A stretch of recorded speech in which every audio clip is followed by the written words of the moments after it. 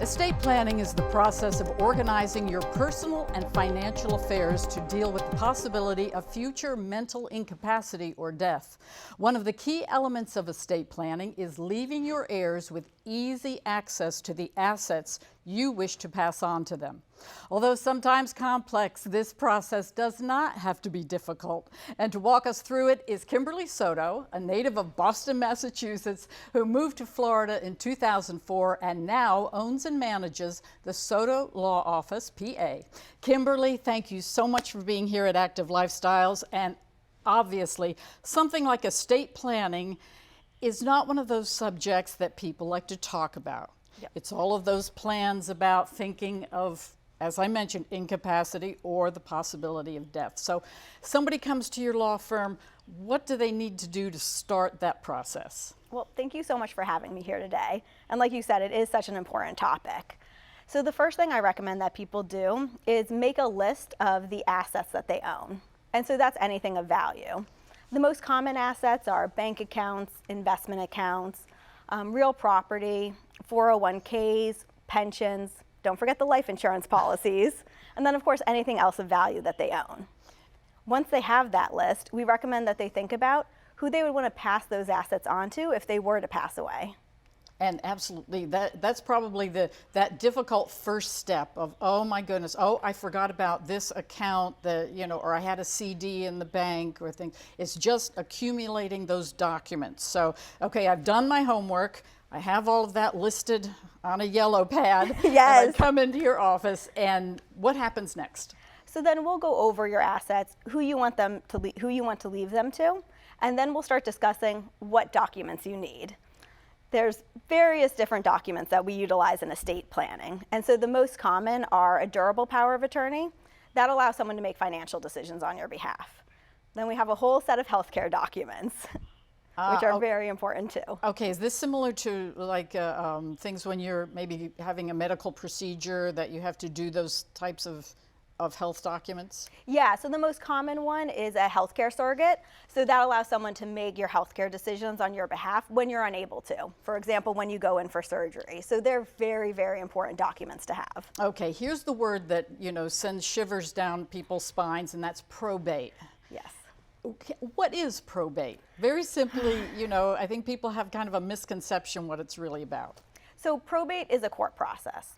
So when someone has not done or completed their estate plan, then their assets most likely have to pass through probate.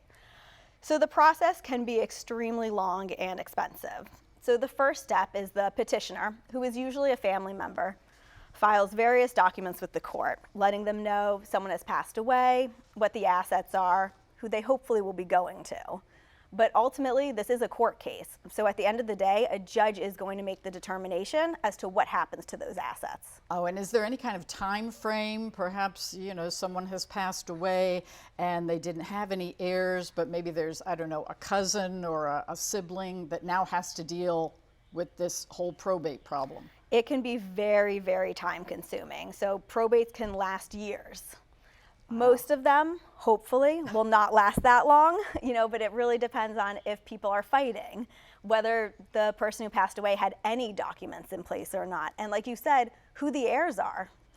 Do we know who they are? Can we find them? Do we have a full record of them? So probate can be very long and time consuming. And so someone, again, they come into your office, and what sorts of services do you offer? So we offer estate planning, which the goal is to avoid probate. And then we also do probate, guardianship, family law, real estate law, and civil litigation. Yeah, that was another thing, like guardianship. Perhaps if someone passes away and there's minor children, those sorts of things, that's also handled by your firm? Yes, it is. Okay, so it's all of those different components, but how can you really encourage people, it's not a fun thing to do, but it's an important thing to do. It is. It's not a fun thing to think about, but it is so important. Because when you don't do your estate planning and you pass away or you become incapacitated, it really leaves your family members in a lurch. They now either have to go through a guardianship for you or they're going to have to go through probate, and it's much more messier and time expensive. than if you did the very difficult thing to start your estate planning. So we do encourage everyone, regardless of what assets you have, what types of assets, to at least meet with an estate planning attorney and see what your options are. And you know, obviously we kind of gauge our programs towards seniors, but is it ever too early to start planning? It is never too early to start planning. I encourage anyone, if you're going off to college, kids are turning 18, they're now adults. Do they have any healthcare documents in place? Do they have a power of attorney in place? Because now they have left the nest. And that's absolutely important. Thank you, Kimberly. Kimberly's walked us through estate planning services that benefit our local seniors. So if you have any questions regarding your estate planning documents, be sure to connect with Kimberly and her team at the Soto Law Office, PA. Thanks again.